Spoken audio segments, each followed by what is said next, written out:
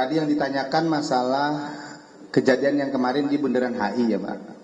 Bundaran HI, kami informasikan bahwa tim kami saat ini sedang melakukan pengejaran terhadap terduga pelaku penjambretan dengan korban warga negara asing tersebut. Jadi tim kami saat ini sedang melakukan pengejaran terhadap terduga pelakunya. Insya Allah dalam waktu cepat kami akan melakukan penangkapan terhadap pelakunya.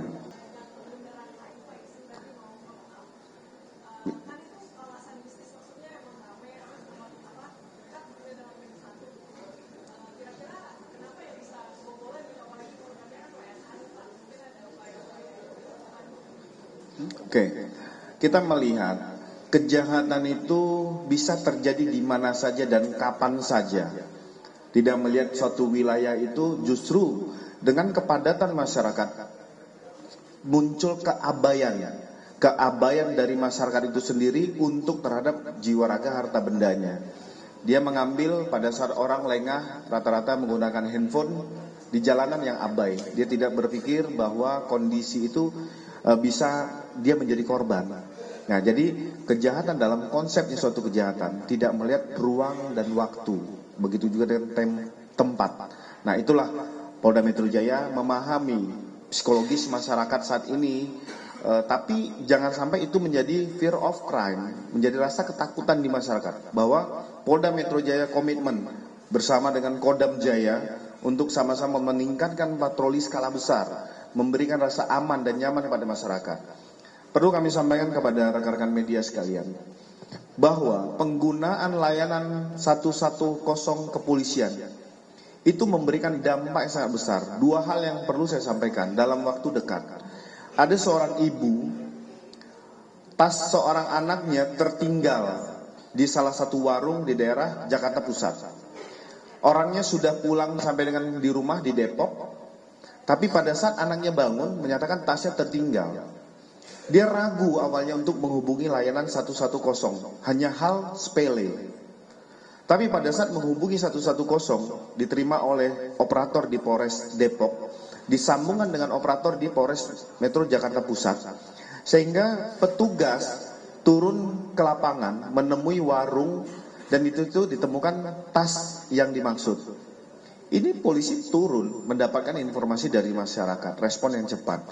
Begitu juga dengan ada seorang laki-laki yang mengintip perempuan mandi di toilet umum, dilaporkan di layanan 110. Begitu juga ada layanan 110 yang masyarakat melaporkan adanya perdagangan obat-obat keras, tramadol. Dilakukan pengungkapan. Ayo kita membangun kepercayaan kepada layanan 110 untuk masyarakat luas bisa menggunakan layanan tersebut, sehingga bisa diberlakukan cepat, tepat dalam pengungkapan yang tadi disampaikan oleh Bapak Direktur. Itu ya, terjawab ya. Iqbal juga terjawab. Oke, ada lagi? Rekan-rekan? Ya, Mbak Hani. Nggak sama kan pertanyaannya? Oh ya. Saya Hani dari Kompas.com. Bapak mau bertanya, kalau itu soal yang WNA tadi kan beberapa waktu lalu juga banyak ya kejadian WNA yang ditargetkan, itu di Jakpus semua rata-rata.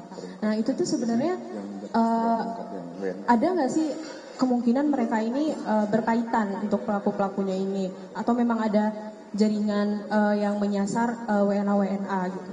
Terus yang kedua soal kejahatan yang lainnya itu,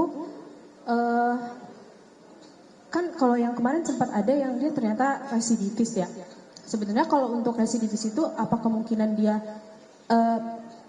hukumannya itu lebih berat daripada sebelum-sebelumnya, karena kan waktu itu dia yang di Cengkareng ternyata ditangkap 2019, 2020, 2024, terus dia ulang lagi sekarang. Apa mungkin dia akan diberatkan lagi untuk hukumannya?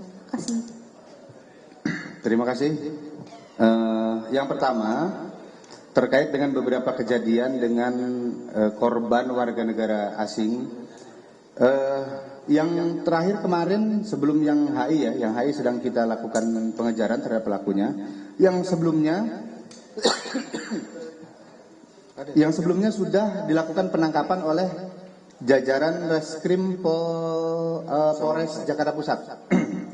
dan saat ini sedang penanganan di Polres Jakarta Pusat. Kemudian apakah ada keterkaitan jaringan antara satu kejadian dengan kejadian yang lain? Sampai dengan saat ini berdasarkan hasil penyidikan, mereka adalah pelaku-pelaku yang terpisah. Kemudian targetnya juga acak. Kebetulan yang terjadi saat itu memang korbannya warga negara asing. Dari hasil penyidikan dan pemeriksaan kami tim penyidik demikian. Kemudian tadi yang kedua yang kejadian residif. Apakah ada pemberatan? Secara norma terhadap para pelaku yang melakukan berulang kali akan dilakukan pemidanaan dengan pemberatannya. Nah, ini kita sama-sama berharap juga nanti pada saat putusan di pengadilan diberikan penambahan pemidanaan karena yang bersangkutan merupakan residip atau melakukan pengulangan terhadap perbuatan yang sama. Ya, makasih ya Mbak. Saya tambahkan ya Mbak Hani, yang kejadian di daerah Jakarta Pusat, yaitu di daerah Polsek Sawah Besar, di mana korbannya warga negara Jerman. Beberapa hari kemudian, selang 3 hari, Polsek dan Polres Metro Jakarta Pusat sudah melakukan pengungkapan. Handphone juga dikembalikan, dititipkan kepada korban karena yang bersangkutan juga sebagai turis. Itu untuk mempermudah. Itu sudah dilakukan pengungkapan juga.